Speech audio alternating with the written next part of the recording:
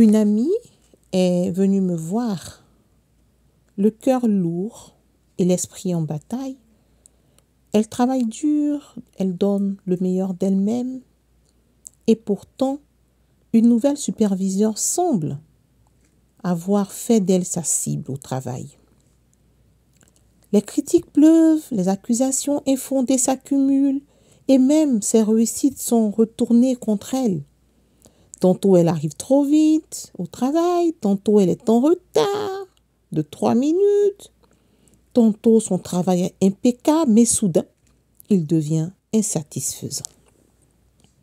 Mais voilà, ses clients, eux, ne s'y trompent pas, ils la reconnaissent, ils apprécient, ils lui témoignent leur confiance, ils voient en elle ce que sa superviseure refuse d'admettre, du talent, du professionnalisme et une véritable valeur ajoutée. Face à cette situation, quand elle est venue me voir, son premier réflexe a été la colère, puis l'envie de claquer la porte pour voler de ses propres ailes. Je lui ai expliqué que quitter un emploi sous l'effet de la frustration ne se fait pas. Ce n'est jamais la meilleure stratégie. Puis je lui ai donné quelques conseils. Je lui ai dit, mon ami, ne démissionne pas sur un coup de tête. Utilise cette transition, utilise cette tension comme une transition, comme un moteur pour préparer ton projet d'entrepreneuriat avec stratégie et assurance. J'essayais de lui faire comprendre les réels enjeux face à cette situation.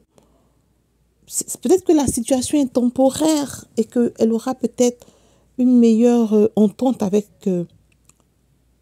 sa superviseure. Il existe des solutions en interne avant de partir quand même. Peut-être parler au N+1.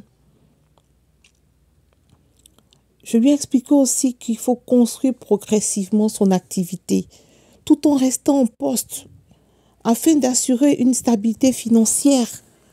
Parce que moi, je suis dans l'entrepreneuriat, je sais comment ça se passe. Et quand tu es en poste, il faut prendre du temps pour construire son projet. Mais aussi garder le cap sur ses valeurs parce que l'adversité ne doit pas du tout lui faire perdre de vue qui elle est. Laisser une situation toxique derrière soi, oui, mais sans précipitation, avec sagesse et discernement. Ses clients la soutiennent, alors pourquoi ne pas cultiver cette relation et préparer le terrain pour un futur business? Bon, mon ami est reparti plus calme avec un plan de vision. Ce n'était pas une fuite, mais une élévation. J'élève une prière de gratitude pour mon leadership. Dieu Tout-Puissant, je te rends grâce pour la sagesse et la bienveillance dont tu m'as doté dans la gestion de mes équipes. Merci pour ces collaborateurs fidèles, pour leur engagement et leur confiance. Merci pour cette capacité que tu me donnes d'inspirer, de guider, de fédérer sans écraser, sans manipuler, sans dominer. Continue à m'éclairer afin que je sois une dirigeante qui élève et non qui rabaisse, qui construit et non qui divise. Accorde-moi l'humilité d'apprendre encore, la patience face aux épreuves et la force d'avancer, même quand tout semble incertain. Que mon leadership soit toujours empreint de justice, d'humanité et d'amour. Amen.